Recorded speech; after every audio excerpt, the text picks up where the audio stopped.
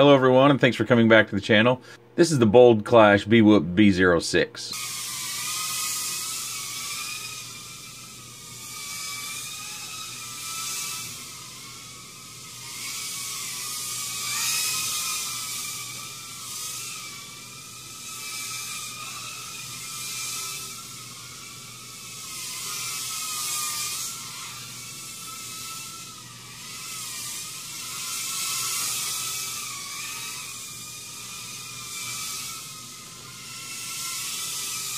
Featuring 703 15,000 kV brushless motors, SP Racing F3 flight controller, 40mm props, 800 TV line camera, 25mm VTX, PH02 for your battery connection on these little tiny wires. Mine's the DSMX version. Motor to motor, it's 77mm. The B06 weighs 27.16 grams. The included battery weighs 13.24 grams. It comes with 2 sets of props, a prop removing tool, a clear canopy, a USB cable, a USB charger, and a fairly lengthy manual. It also comes with a 1S 450 mAh battery.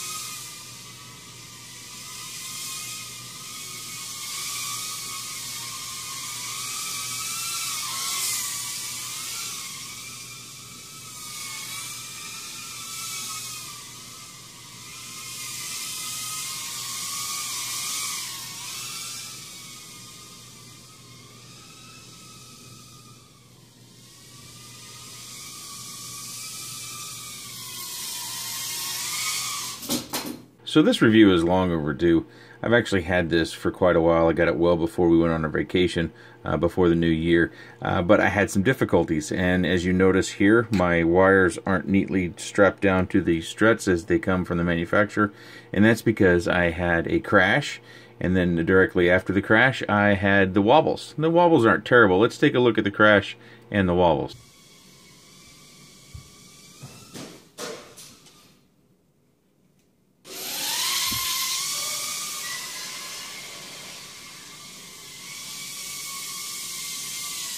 So the wobbles weren't terrible, but I wanted to solve that because I'm concerned about something with this vehicle. The ducts on this are a little thinner than we're used to, and I think that is exposing the props to prop strikes, especially if you happen to fall down and an object like this, it hits down, because you can see, well, I'll turn it this way, you can see those props stick up well above there. Now the chances are with the canopy you're going to end up coming down at an angle and you'll be fine on flat surfaces, but it's when you come down on one side. And I thought I damaged a motor, and I say I thought because obviously I did not. I replaced all 4 motors and I still had the problem. I replaced props, of course, first, and I still had the problem. Then I replaced the frame, because that was nice and cheap. I couldn't tell that the old frame was broken or anything, but I thought, well, maybe there's something in there that I'm missing, and this frame just has to be pristine in order to maintain the rigidity that the thrust needs. So after the frame and the motors and the props, I still had the wobbles, so kind of the last thing to do was the board. So I replaced the board, which has the ESCs, and then that solved the problem. So you should do, if you already own one of these, please leave your experience in the comments down below, so this review doesn't necessarily skew things one way or another. You know, my experience with this was I was flying with air mode, so the props were spinning all the time. And as you saw in that crash, I was going to actually go up and then kind of back over the top part of that treadmill to go back through it, which I've pulled off a time or two. In this particular instance, I wasn't carrying enough speed to get under there when I hit it. And it changed VTX channels. That's why I went to snow. And we had those video issues. But I believe what happened was it tumbled off the edge of the treadmill, and the props were still spinning, and there was still throttle being applied, possibly either through air motor or through the stick itself. And then when the props hit, it caused a spike and maybe damaged the ESC in some way. Whatever the case may be, the board got damaged to where it wouldn't maintain a steady flight. And I'm not sure exactly what component on the board would be at fault for that, but you know, unless you're into repairing those sorts of things, it doesn't really matter. And you also see that I put the frame on sideways. And I actually kind of like the frame on sideways, because when you put in the battery, I thought it sat just a touch better with the battery through there. And I'll put my PIDs on screen, so if you're struggling to tune this thing, you can get a baseline with the PIDs that I've used. We've kind of covered that fault, and I was initially out of the box, one of my concerns was that this battery lead, these wires just weren't quite up to mustard, but I can't say that that's actually limiting our power by any stretch. You know, maybe an electrical engineer can actually tell us, but I think that's been something that's talked about quite a lot. But I thought even with these leads, it had pretty good power. Now, I don't think that these little 703 motors fly all that much different than some current generation hot motors, or I think Tiny Whoop calls them hot sauce or special sauce. Micro Motor Warehouse has some, Kato Micro Motors has some, Spintex has some. Everybody's got some brush motors for vehicles like this, and I don't think this necessarily flies too much different than those do. The advantages are that you have a canopy, so you're not going to be taking VTX and camera damage. You also have the ability to run longer on these motors, and you can obviously carry a larger battery. The flight time in that video was about 3 minutes and 30 seconds. You could probably squeeze another 20 seconds out of that battery, but the throttle response was getting pretty poor at the end of the battery, as it does most of the time. Speaking of batteries, there are other options. You don't necessarily have to buy this one, and you may all well know this because this model has been around a while.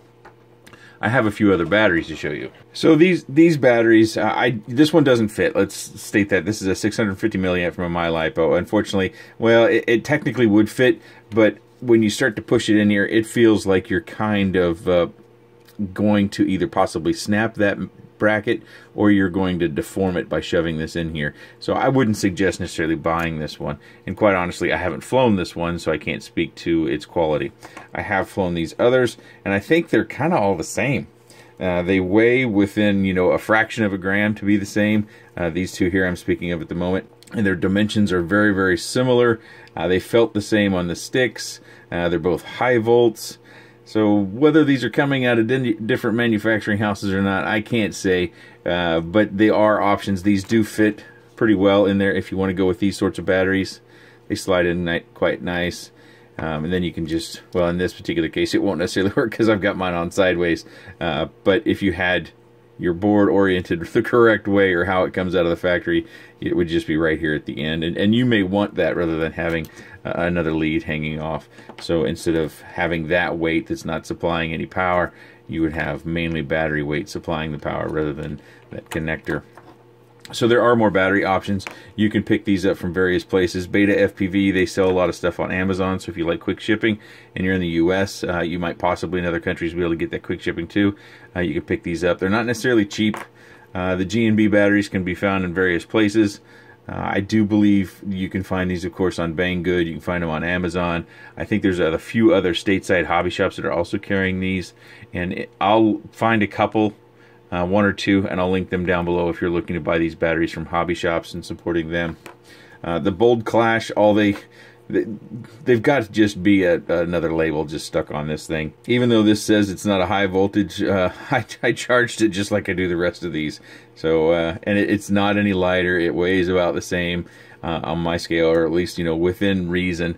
So it's, these batteries, I think in this 1S configuration outside of this one, they're made probably by the same places, so you should get the same quality.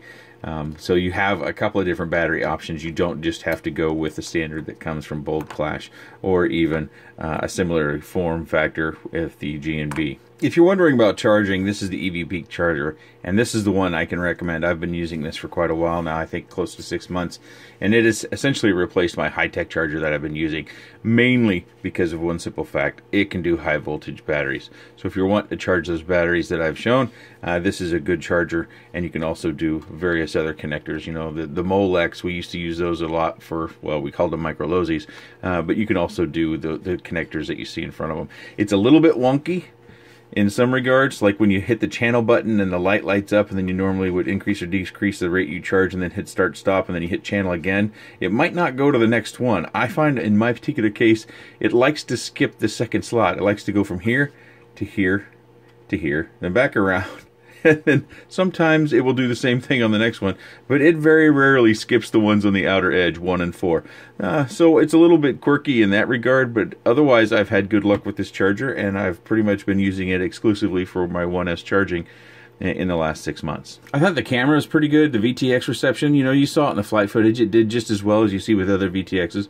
Nothing short there. And the nice thing about that canopy is it has a connector underneath there. It connects the VTX and camera to the main lead on the board. So all you have to do if you want to replace it was just separate that connector. It's real nice and easy. You could actually trim just a tiny bit of weight if you wanted to connect those directly and maybe get rid of the excess wires. I am concerned a little bit about the durability.